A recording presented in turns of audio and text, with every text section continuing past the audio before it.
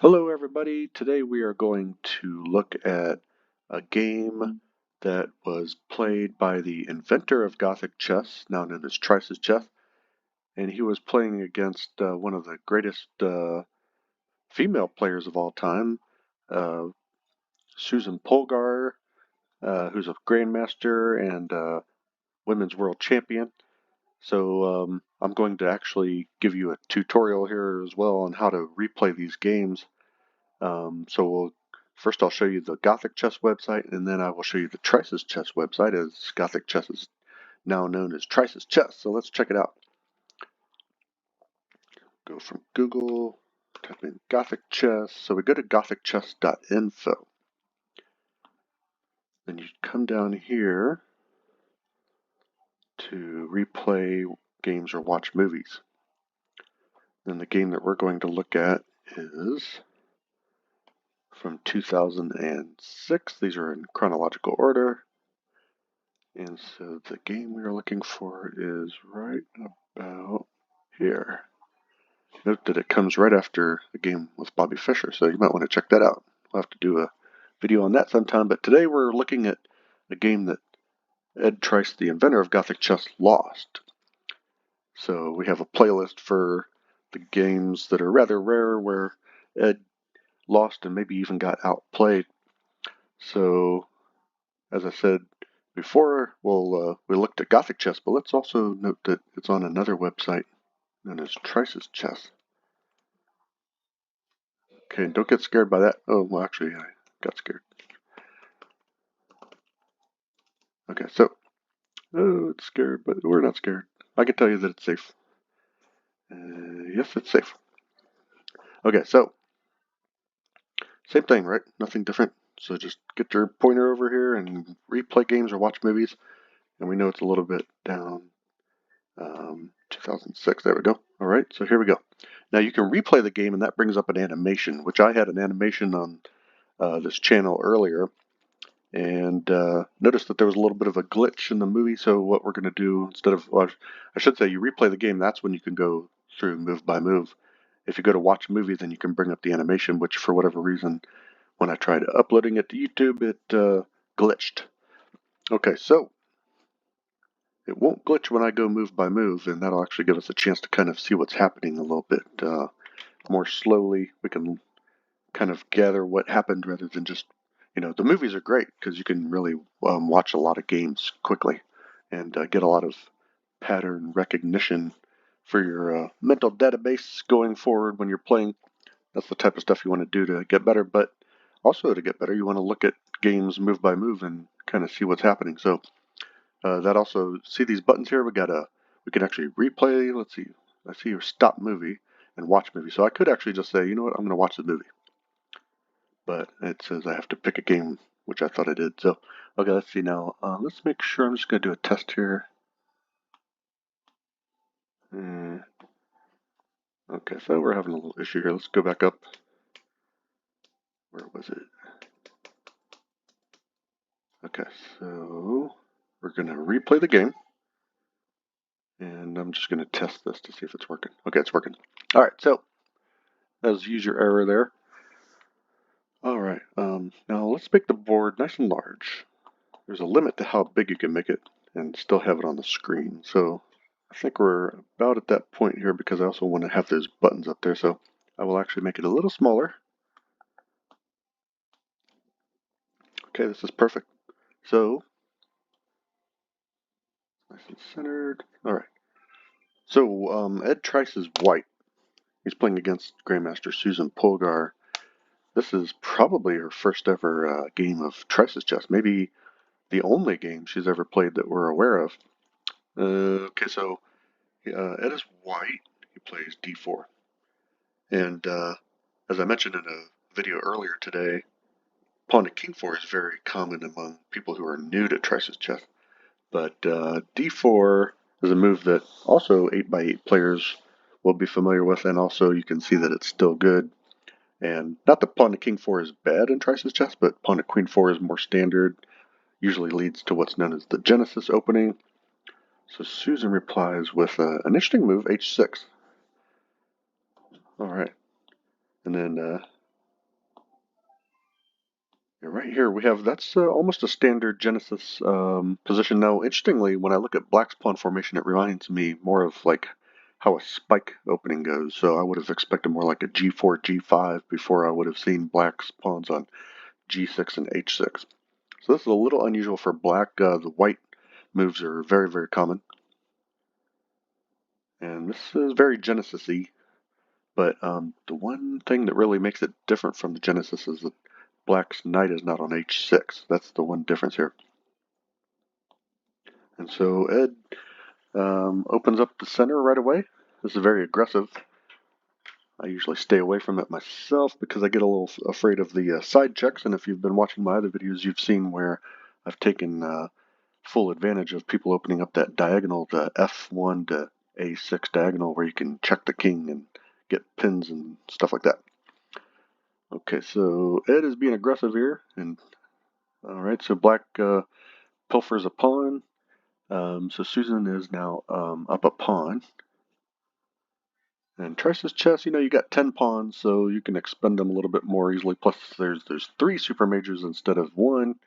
So I think pawns are a little less important in this game. But I suppose if anybody could get away with stealing a pawn in Trice's chess, it would be Susan. So look at this right here. Ed got a battery by giving up the pawn, so he has a lot of compensation. And right now it's already looking a little scary. I mean, if I were Black here, I'd be concerned, to say the least. Look at all the development that White has.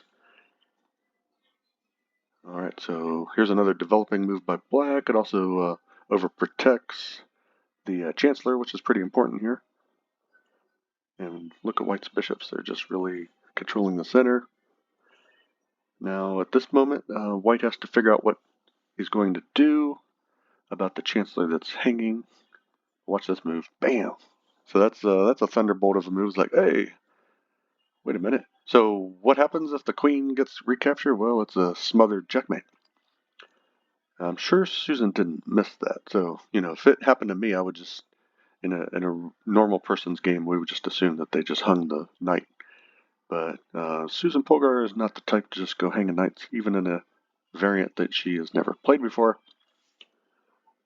So this is interesting. I'm actually going to back up a move, because if you look at it, it's like, whoa, what's going on here? What we have here is a double attack, right? So when Susan pushes her pawn, she's double attacking the Chancellor as well as the dark squared bishop on f4. And so that's a real key moment in this game, really cool tactic. And so what does Ed do to protect the Chancellor on d8? He castles queenside. And so now he has triple majors on the d file.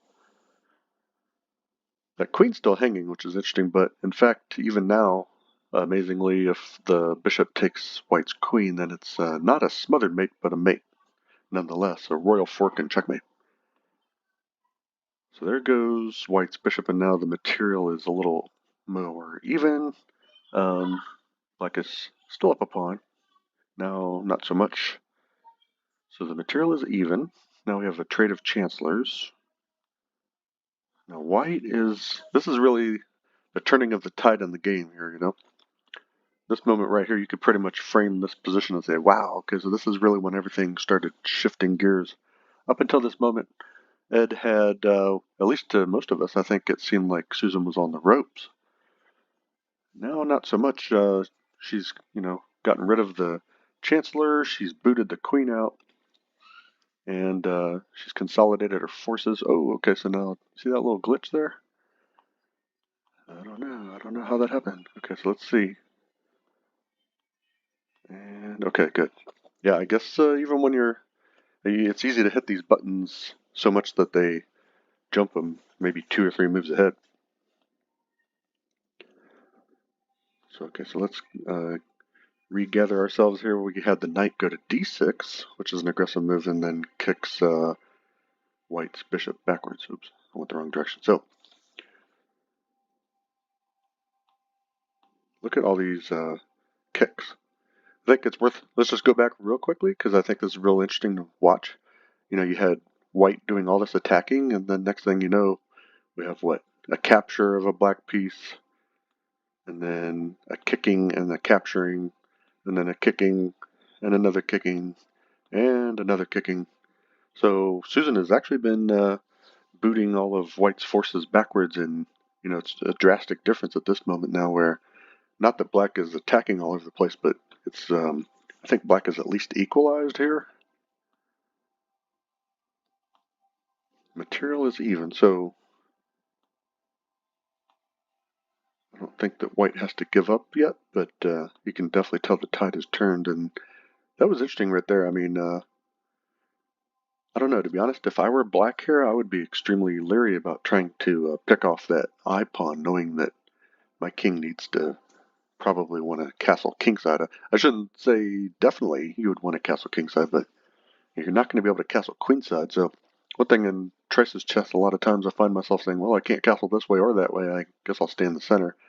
But you pick off that I pawn, and it's kind of like, well, when you castle, you're going to probably have even more attacking pieces aiming at your king. And if you watch my last two videos against Letchworthshire, you will appreciate what I'm talking about, as I castled in both of those games and I got lit up. And it was not pretty. Well, at least not for me. Okay, so Black has pilfered a pawn and gone back up a pawn again. Here White is trying to create some attacking chances. And what do we have there? Oh, another pawn. So Black has now picked off two pawns, has a connected passer on the J file. The endgame now looks a little bit grim for White. White needs to get something going here. So it is now starting to kick pieces a little bit. And now, okay, so let's back up. This is a critical moment here. Outside of the two pawns, this is the point where White can say, hey, my development is completed. So White has completed development. Black still needs to move a bishop and castle if Black were um, keen on just blindly developing here, but that's not actually what happened. Spoiler alert.